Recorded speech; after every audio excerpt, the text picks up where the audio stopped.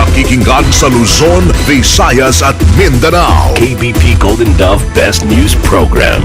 Mula sa Head News Center ng pinakamaraming himpilan at #1 na radio network ng bayan, RMN. Ito ang numero 1. RMN News Nationwide. RMN News Nationwide. Kasama ang maasahang broadcaster, Buddy Oberas, at ang KBP Golden Dove Best Newscaster, Weng de la Peña. RMN News Nationwide. RMN News Nationwide. Headlines. Ngayong tanghali sa RMN News Nationwide. Mahigit 60,000 residente apektado ng baha sa Mindanao. Foreign currency adjustment ay ilan ang pagtaas sa singil sa tubig ng Maynilad. Bangko Sentral ng Pilipinas ipinagtanggol ang nakaambang dagdag singil ng mga concessionaires.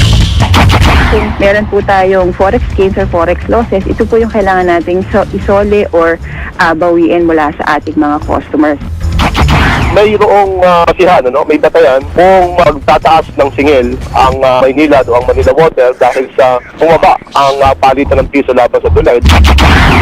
Ang Pilipinas at ang Taiwan may kasunduan na para maayos ang gusot sa pagitan ng dalawang bansa. Kasama pa sa usapan na kung may mga maaresto na Taiwanese, agad ipaalam sa gobyerno nila. Filipino fisherman, ipaalam ka agad sa gobyerno natin. Report ng United Nations kaugnay sa paggamit sa mga minor de edad sa mga operasyon ng militar. Inalmahan ng Armed Forces of the Philippines. Sa natalakas ng Pilipinas ay hindi gumagamit ng as a policy, hindi tayo gumagamit ng kabataan sa kahit anumang combat operation na ating sinasagawa. Kabalitang negosyo, cash remittances sa mga OFW sa buwan ng Abril ay tumaas. At abroad, Iranian President-elect Hassan Rouhani nangakong magiging bukas sa kanyang nuclear program. RMN News Nationwide. Pinakamalaking mga balita. Abot sa bawat Pilipino. Saan man sa bansa. RMN News Nationwide.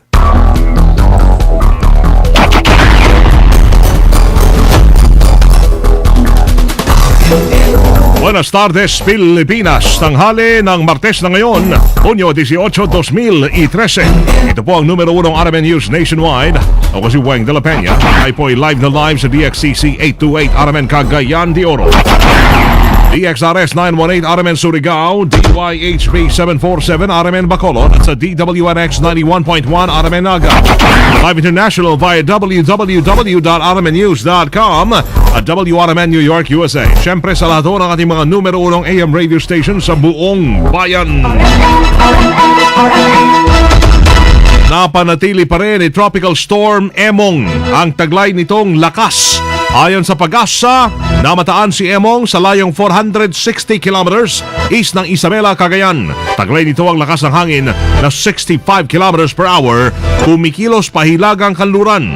Dahil sa tropical storm na yan, asahan pa rin ang mga mahina hanggang sa malakas na pag-ulan dito sa Metro Manila, Central Luzon, Bicol Region, Visayas at Northern Mindanao. Patuloy na binabatayan ng Pag-asa ang dalawang na bagong namumuong sama ng panahon naman na namataan sa paligid lamang ng ating bansa. Namataan ang unang weather sa West Philippine Sea habang ang isa pang low pressure area ay nasa timog silangan ng Mindanao. Umaabot ngayon sa mahigit 61,000 mga residente ang apektado ng baha sa 4 na lalawigan ng South Central Mindanao. Ayon kay NDRRMC Executive Director Eduardo Del Rosario, partikular na apektado ng mga pagbaha ay ang ilang bayan sa Sultan Kudarat, Sarangani Province, North Cotabato at Maguindanao. Pinakamarami anyang nagsilika sa bahagi ng Maguindanao ay dahil 5 bayan ang apektado na kinambibilangan ng Pagalungan, Datu Paglas, Sultan, Sabarongis, Raha Buwayan at Datu Montawal na nasa mahigit 12,000 pamilya ang sinalanta. Dahil dyan ay naglahano ang national government ng 500,000 pesos bilang tulong sa local government at iba pang ahensya ng pamahalaan para sa pagtugon sa pangangailangan ng libo-libong apektado ng baha. Agad ding nagbigay ng mga pagkain ang LGUs tulad ng bigas, dilata at noodles sa mga apektado mga residente. Maliban sa Mindanao, ay minamonitor pa rin o na rin ng NDRRMC ang naranasang biglaang pagbaha sa Visayas at Luzon. kabilang na ang Metro Manila dahil umiiral pa rin ang hanging habagat na pinag-iibayo pa ng bagyong si Emong. Epektibo sa susunod na buwan, tataso ang singil sa tubig ng Maynilad. Sa interview ng RMN kay Bimbim Ocampo, ang Corporate Communications Head ng Maynilad, ang pagtataas ay dahil na rin sa epekto ng Foreign Currency Differential Adjustment. Dahil dito, 17 sentimos kada cubic meter ang itataas ng water concessionaire na yan, kung saan ay nasa 39 centavos hanggang 100 o 1 peso o 100 pesos ang epekto nito sa bill ng consumer.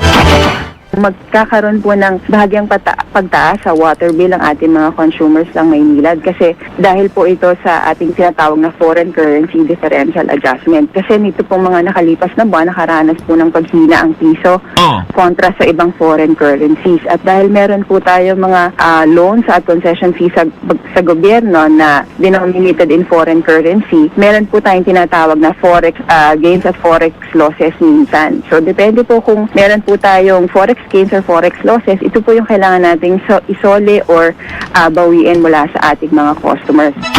Gayunpaman, bababa naman ang singil ng tubig ng Manila Water.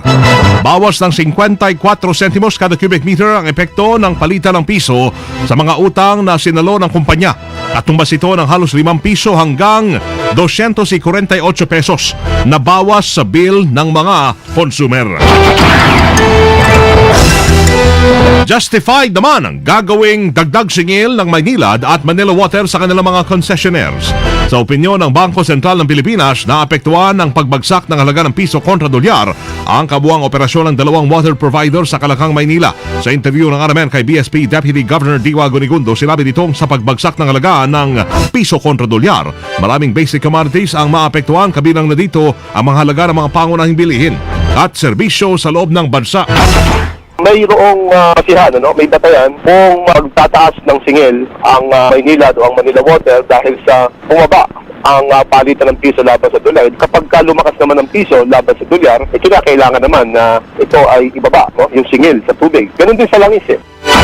Iniyak naman ng BSP na sakaling gumanda na ang palitan ng piso at dolyar o sa dolyar, babalik din sa normal at dating halaga ang binabayarang tubig ng mga concessionaire.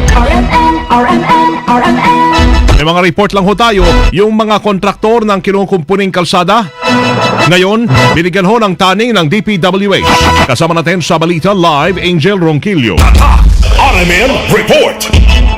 Nakikipag-ugnay na nga ngayon ng Department of Public Works and Highways sa mga kontraktor ng ginagawang drainage system sa Kalakhang, Maynila. Ayon kay DPWH NCR Director Reynaldo Tagudando, inumpisahan niya na kahapon ang pakikipagpulong sa mga kontraktor ng drainage improvement project upang agad na tapusin ang kanilang mga kinukumpunin sa lalong madaling panahon. Sinabi pa ni Tagudando na sa kabuuan ay umaabot sa 50 panghuhukay sa iba't ibang parte ng Metro Manila ang isinasagawa sa kasalukuyan.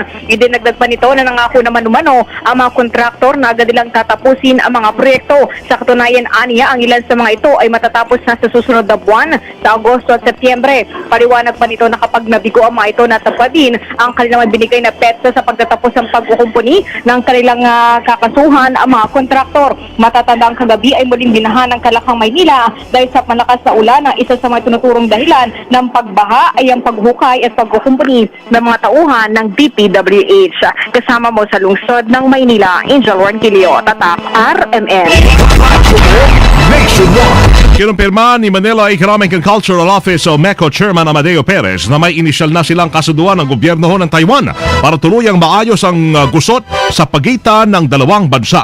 Sa interview ng RMN kay Perez, inilatag nito ang ilan sa nilalaman ng kanilang napag-usapan, kabilang dito ang pagbabayad na lamang ng Taiwan government sa gobyerno ng Pilipinas sakaling may mga Taiwanese nationals ang nahuling nag-illegal fishing sa loob ng teritoryo ng Pilipinas.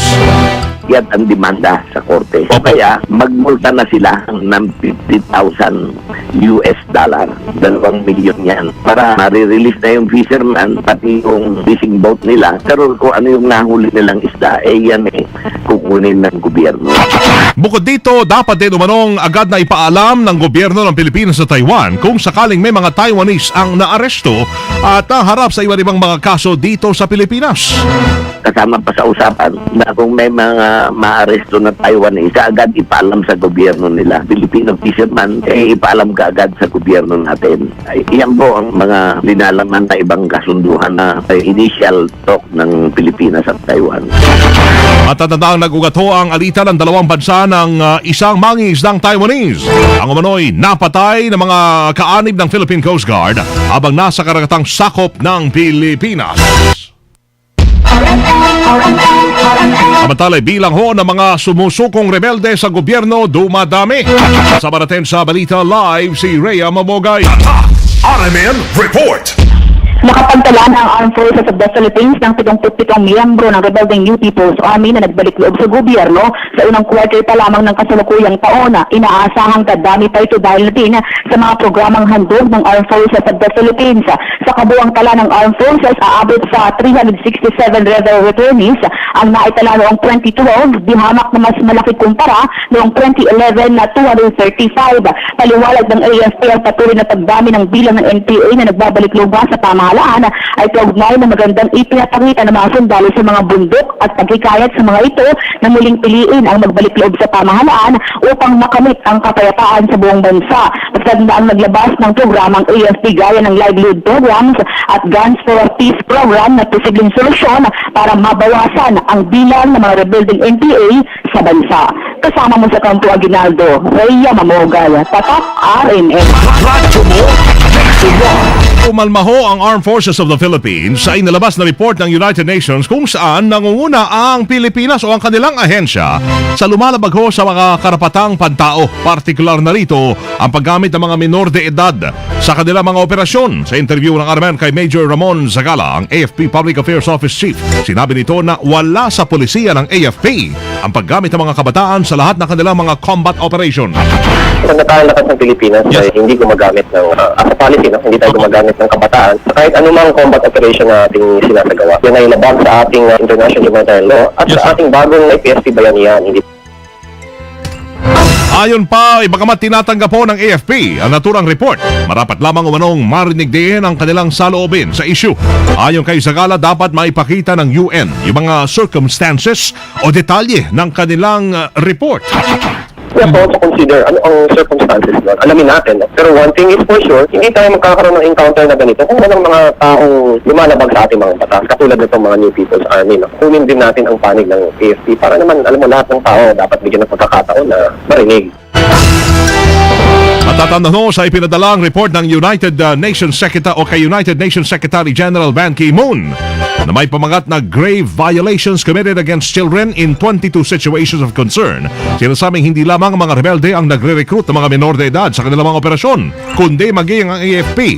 Base sa report, dalawang mga kabataan ang ginamit ng AFP para tulungan silang makita ang kampo ng mga rebelde sa Mindanao noong taong 2012.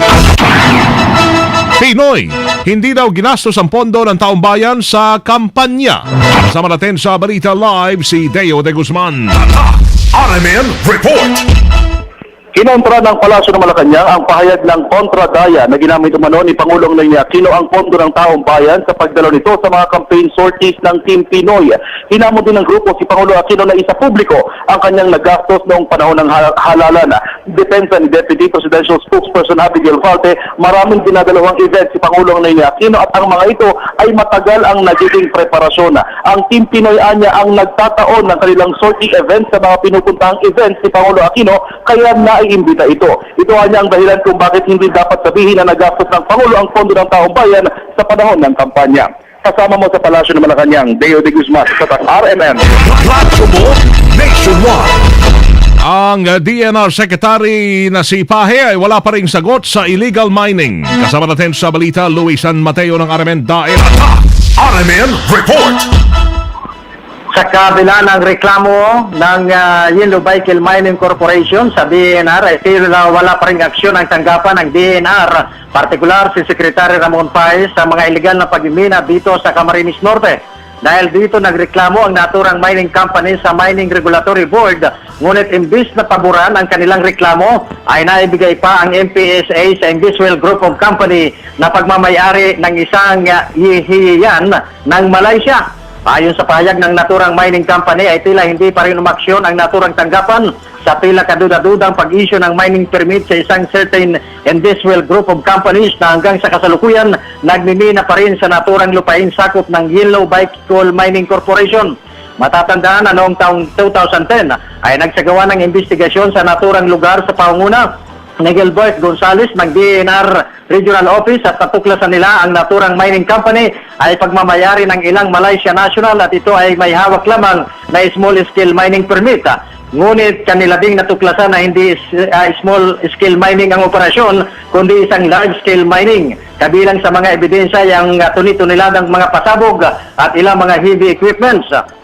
Matatandaan na noong nakarang taon ay inimbestigahan ng namayapang DILG Secretary Jesse Robredo ang Indiswell Mining Company at tanggapan ni Secretary Ramon Tahe ng DNR sa illegal na pagmimina ng iron ore dahil dito pinaghihinalaan ng may nagaganap na sabuatan sa illegal na pagmimina dito sa Camarines Norte. Kasama mo sa Power Radio RMN Diet, Luis San Ramon, Tatak, RMN. Radyo mo, RMN News. Negosyo. Tumirito sa 6.1% ang cash remittances sa mga overseas Filipino workers natin para sa buwan ng Abril yan. Ang sabi ng Bangko Sentral ng Pilipinas, pumalo sa $1.804 ang kabuang 804 billion ang kabuang remittances sa mga OFW nitong Abril lamang. Naging malaking tulong sa mataas na remittances ay ang malakas na demand ng mga Filipino workers sa ibayong dagat. Nakaambag din ng mga ito ng expansion ng mga bank at non-bank services. RMN News Abroad. Sa Iran, tiniyako ni President-elect Hassan Rouhani na magiging bukas ang kanyang pamunuan kaugnay sa kontrobersyal nitong nuclear program. Ito ang inihayag ni Rouhani sa kanyang kauna-unahang pagharap sa international media matapos ang landslide victory ng ako rin ang successor ni President Mahmoud Ahmadinejad ng bagong era sa international stage. Pero ngayon pa lang, nilinaw na rin ni Rouhani ang mga boundaries nito. Ayon kay Rouhani, hindi ititigil ng Iran ang uranium enrichment at walang direktang dialogo sa Amerika hanggat hindi lulubayan ng Washington ang pakikialam sa Iranian affairs. Iginintito na para sa enerhiya at hindi sa nuclear weapons ang nuclear program ng Iran at kasabay nito ay humirit na luwagan ang sanction laban sa kanyang bansa at wag nang magpatupad pa ng dagdag na sanction para umano magkaroon ng mutual confidence ang Iran at ang ibang bansa. Mga kasama, live na live pa rin mula po dito sa RMN News Center sa Makati City, Metro Manila, Philippines. Inyo pong narinig ang numero 1 ng RMN News nationwide ngayong Martes ng tanghali, June 18, 2013. Sa mga nasa Naga, ay susunod na ho diyan si kasamang Ed Ventura sa RMN News Diretso Balitang Naga sa DWNX 91.1. Panoorin nyo naging pagbabalita natin ngayong alas 12 ng tanghali sa YouTube. I-type lamang ang RMN News Nationwide. Kasama nyo sa serbisyo publiko, pangalan po ni Buddy Oberas na rin. Ako si Weng de la Peña. Dito pa rin ho sa tahanan na may pinakamaraming number 1 sa 2013. Pinakamaraming himpilan sa 2013. RMN, Radyo mo Nationwide. 60 years ng maaasahang public service nationwide. Live via satellite. Live via satellite. RMN News Nationwide.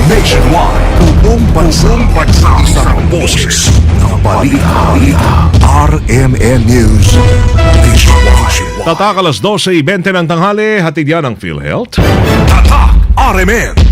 Pabili! Mare, alam mo ba, ang pamilya ni Aling Bebang kasali raw sa National Household Targeting System ng DSWD. Ano yun?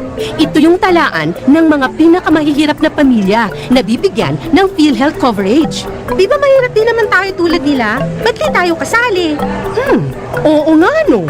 Upang matiyak na nasa talaan ng NHTS, makipag-ugnayan sa pinakamalapit na PhilHealth office o bumisita sa www.philhealth.gov.ph. Lumalamig na ba si Mister kay Mrs. dahil sa pagod at stress? Wala nang lakas at sigla para lambingin si Mrs. Narito na ang Robust Supplement for Men. Nagtataglay ng mga natural na sangkap mula sa halaman tulad ng L-arginine at horny goat weed. Ang Robust ay nagpapasigla kay Mister para maging mainit ulit kay Mrs. Mag-text sa Robust Hotline 0909-3333-333. I brush my teeth 3 times a day. Sa 365 days a year, more than 1,000 brushing yun. Naku, ninipis ang ngipin ko. Use extra soft and gentle Haloa toothbrush to protect your teeth. Haloa! It's now my toothbrush! Haloa toothbrush brushes gently on your teeth. Sa Lucky Me Pansit Canton Sweet and Spicy, umaapaw na ang saya, umaapaw pa ang papremyo. Pwedeng manalo hanggang 1 million pesos. Sa isang malinis na papel, isulat ang